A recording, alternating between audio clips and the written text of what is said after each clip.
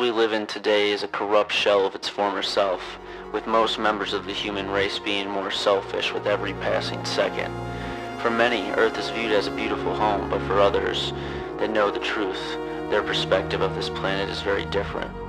For one to know the full truth, they must look at all sides of the topic, not just the one that makes them feel safe.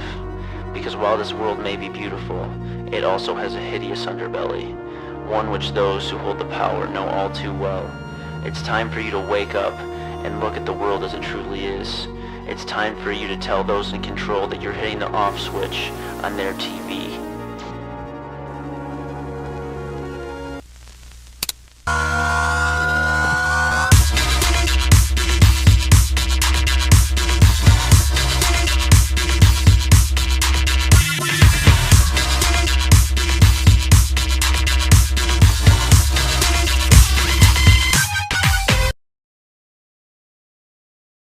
How many people go missing in the U.S. each year?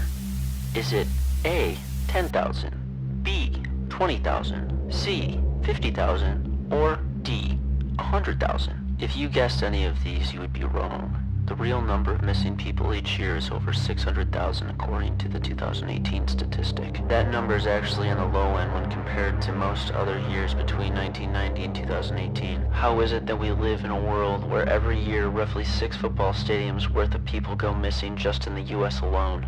This is the population of Wyoming. Imagine if all of these people were kidnapped all at once. Do you think that the U.S. would issue a state of emergency if a Wyoming's worth of people were kidnapped all at the same time? Most of these people are eventually found, but that still leaves 90,000 a year that go missing without a trace. These people are brothers and sisters, mothers, fathers, grandmothers, grandfathers. Where do they all go? It's like they've just disappeared off the face of the earth.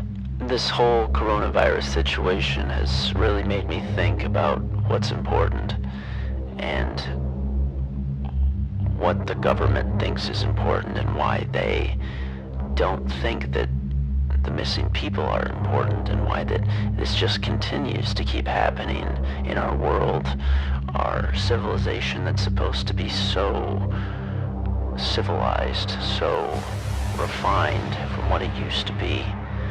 But the truth of the matter is this: if they cared, they would be doing more about it. The fact that they aren't doing more about it shows that there is a lack of effort, whether it be from laziness or whether it be from being involved in the thing itself. A state of emergency was issued in the United States, and I'm not saying that that was the wrong call, but you have to ask yourself, if there was a state of emergency issued for these people, how many more of them would still be with their loved ones today? According to the FBI's National Crime Information Center, 34% of the people missing are underage, which means a large portion of the people being preyed upon are children. This can directly be attributed to the rise in pedophilia, in my opinion. Every year there are more cases of satanic ritualistic abuse. If you've ever heard the word satanic panic, it can be directly attributed to a time in the 80s when there was a school called McMartin. These people, the people that were trusted with the well-being of others' children, they abused them and they did horrible, god-awful things to them. And this is one of the best examples of satanic ritualistic abuse. But for some reason, people like to just deny and deny and deny.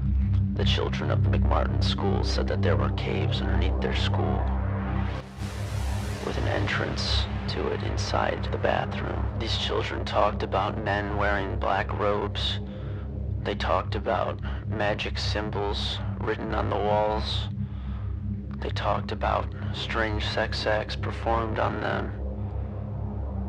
These children are not liars. These children had no reason to lie about any of these things.